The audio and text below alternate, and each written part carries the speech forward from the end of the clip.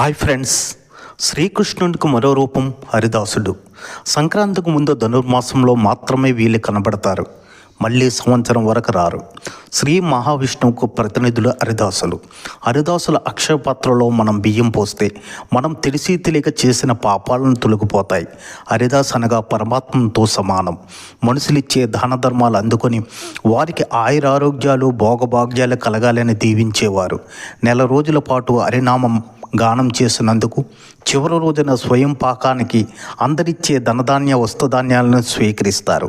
హరిదాసులు తమ తలపై ధరించే పంచలోహ పాత్ర సూర్య భగవానుడు ప్రసాదించిన అక్షయ పాత్రగా భావిస్తారు.